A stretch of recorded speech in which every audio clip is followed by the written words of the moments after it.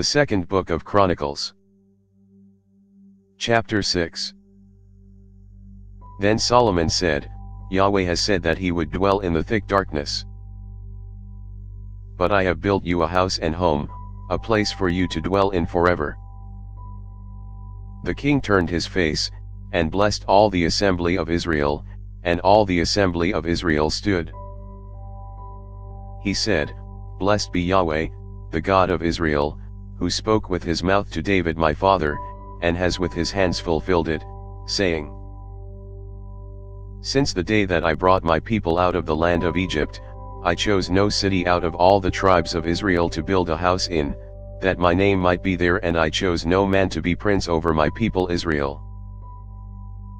But now I have chosen Jerusalem, that my name might be there, and I have chosen David to be over my people Israel.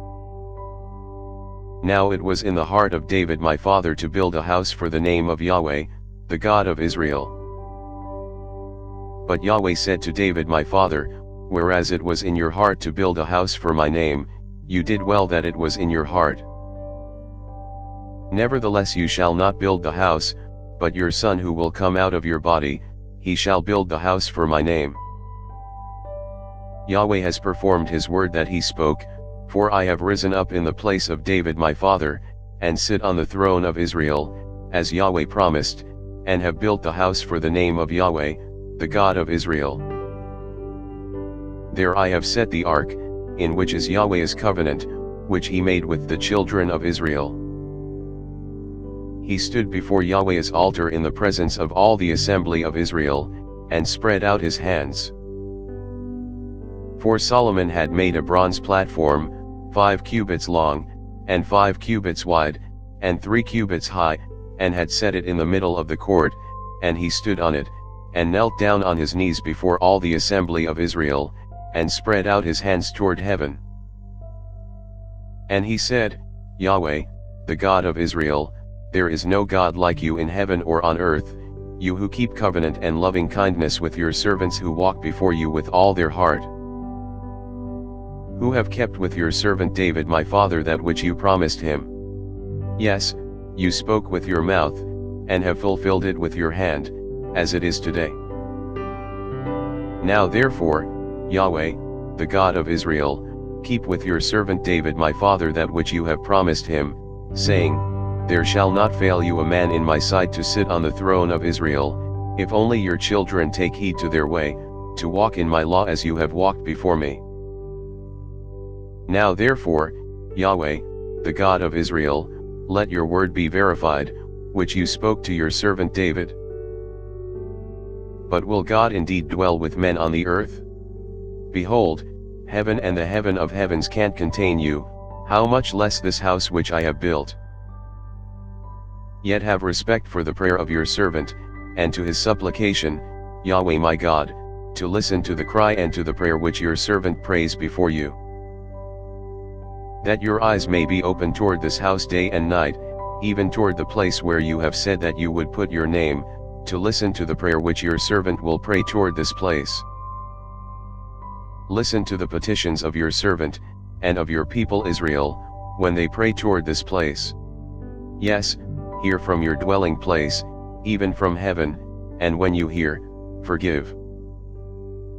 If a man sins against his neighbor, and an oath is laid on him to cause him to swear, and he comes and swears before your altar in this house, then hear from heaven, act and judge your servants, bringing retribution to the wicked, to bring his way on his own head, and justifying the righteous, to give him according to his righteousness. If your people Israel are struck down before the enemy because they have sinned against you, and they turn again and confess your name, and pray, and make supplication before you in this house, then hear from heaven, and forgive the sin of your people Israel, and bring them again to the land which you gave to them and to their fathers. When the sky is shut up, and there is no rain, because they have sinned against you, if they pray toward this place, and confess your name, and turn from their sin, when you afflict them, then hear in heaven, and forgive the sin of your servants of your people Israel, when you teach them the good way in which they should walk, and send rain on your land, which you have given to your people for an inheritance. If there is famine in the land, if there is pestilence, if there is blight or mildew, locust or caterpillar, if their enemies besiege them in the land of their cities, whatever plague or whatever sickness there is, whatever prayer and supplication is made by any man, or by all your people Israel, who will each know his own plague and his own sorrow, and shall spread out his hands toward this house, then hear from heaven your dwelling place and forgive, and render to every man according to all his ways, whose heart you know, for you, even you only, know the hearts of the children of men. That they may fear you, to walk in your ways, so long as they live in the land which you gave to our fathers. Moreover, concerning the foreigner, who is not of your people Israel, when he comes from a far country for your great name's sake, and your mighty hand, and your outstretched arm, when they come and pray toward this house, then hear from heaven, even from your dwelling place, and do according to all that the foreigner calls to you for, that all the peoples of the earth may know your name and fear you, as do your people Israel, and that they may know that this house which I have built is called by your name. If your people go out to battle against their enemies, by whatever way you send them, and they pray to you toward the city which you have chosen, and the house which I have built for your name, then hear from heaven their prayer and their supplication, and maintain their cause. If they sin against you, for there is no man who doesn't sin, and you are angry with them, and deliver them to the enemy, so that they carry them away captive to a land far off or near.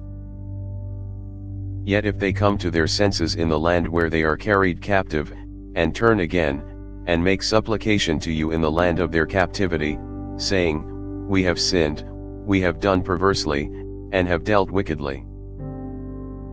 If they return to you with all their heart and with all their soul in the land of their captivity, where they have carried them captive, and pray toward their land, which you gave to their fathers, and the city which you have chosen, and toward the house which I have built for your name, then hear from heaven, even from your dwelling place, their prayer and their petitions, and maintain their cause, and forgive your people who have sinned against you.